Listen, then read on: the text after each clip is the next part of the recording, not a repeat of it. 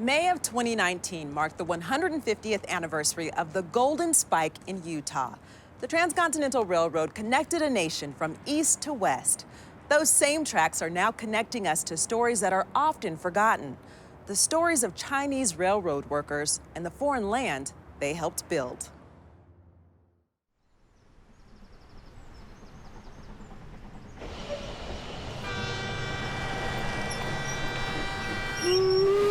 Look at that. Oh, nice train, Yeah, huh? nice train. And that was actually where a lot of the Chinese settled for a while after the Transcontinental Railroad, right? Transcontinental and curling, yeah. Yeah, in Korea. Yeah, curling, that's right here. My name is Margaret Yee. I'm the fourth generation of the Central Pacific Railroad worker. My great-grandfather, Wong, is a chef at the Central Pacific Railroad. My great-grandfather, Angie Ng, is a laborer at the Central Pacific Railroad worker. This statue is Chinese railroad worker. Most of the Chinese railroad worker is from Canton, China. That's my hometown. Because of the shortage of the railroad worker in here, they suggested to invite the Chinese people to work at the railroad. Everybody against it. They say the Chinese is so little, they are so small, how can they do the job? It's a hard work. But the Leland Stanford said, the Chinese people, they can build a great wall. Of course they can build a railroad. This is the Central Pacific, and that shows the Chinese railroad camps right here. And this is the train going through the alkali deserts of Nevada. So these workers, a lot of them were men, and they came over and they left some of their families in China, right? Yeah, they knew that they come to this new land, but they had to separate from their family. They care for their family. They want to feed their family. That's why they come over here, you know. So they send back the money to the homeland to support their family. And about 12,000 Chinese people working at the Transcontinental Railroad. It takes them 1 month to become over here. They do all the dangerous job inside to a tunnel, to light the nitroglycerin, light the dynamite. It's very dangerous. That's why about 1,200 people, they get killed. The east is from Nebraska, the Irish, they building the railroad. And the west is from Sacramento, the Chinese railroad worker building the railroad. But they discrimination, the Irish, they pay $32, they pay for the loom and the board and everything. But the Chinese people, they work there, their wages only $26.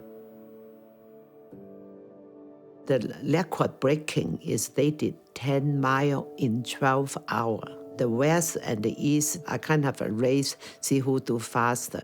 Of course, the Chinese won the race because our ancestor is the railroad worker. A group of us start to go to Promontory Summit, Utah, to commemorate to our ancestor. We always go there every year. It's been 30 years now.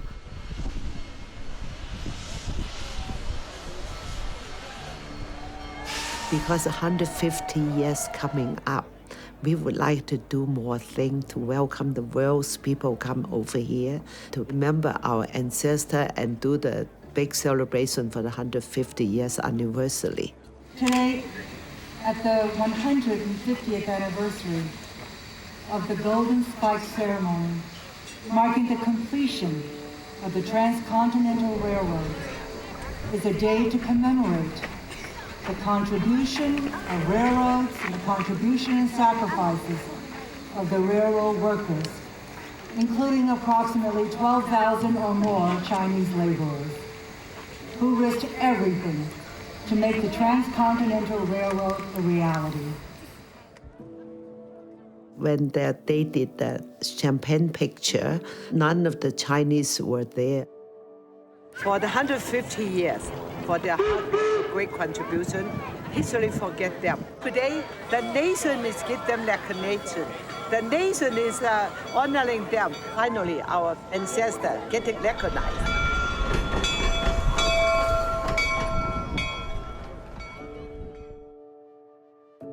Because of the hard work the Chinese railroad worker did, the railroad supposed to be 14 years completed, but they did it at 7 years. Chinese helped build the railroad. The railroad helped build America.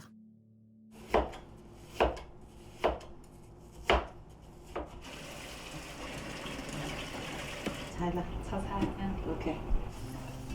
During the transcontinental railroad, the Chinese railroad worker, they insisted they have Chinese food. At their contract, they request a Chinese chef so they can enjoy their own Chinese cuisine. You live in a country, the culture is different than your own culture. And when you're eating your own Chinese food, it is very comforting. And it's also linked to your own heritage. Wow, we're going to try it. Look pretty colorful, huh? Yeah. I born in Hong Kong. I came into the United States 1962. At that time, it's not that many Chinese people at all, about 1,000 Chinese people. I have a desire to helping other people. My passion is to share my culture. I watch Utah grow and expand. I have the desire to help other people. I appreciate everybody recognize my little contribution, and I'm happy to give back to the community. I own the J Cafe for 55 years. It's an iconic Chinese restaurant. It's the longest operating Chinese restaurant in the state of Utah. And our restaurant, the business is very good. We open for 24 hours at that time. The young and the old, they come to play and have enjoyment. My great-grandfather is a chef in the railroad. So doing restaurant is running in our blood.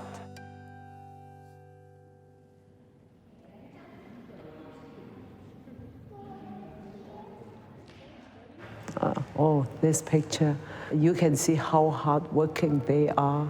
It's how heavy the rail truck is. My great-grandfather told my grandfather, give him a word of wisdom.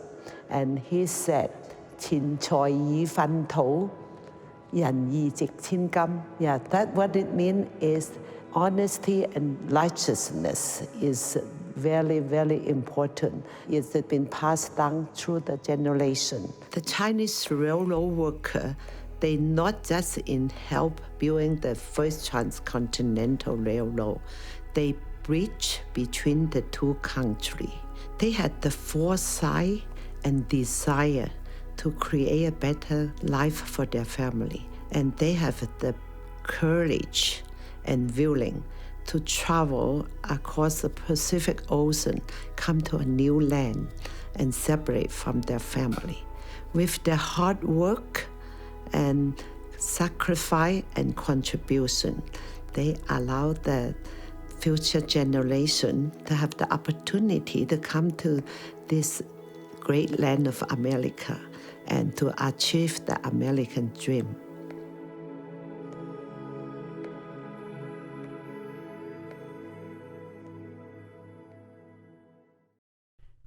This is Utah is made possible in part by the George S. and Dolores Story Eccles Foundation, the Utah Office of Tourism, the Lawrence T. and Janet T. D. Foundation, and the contributing members of KUED. Thank you.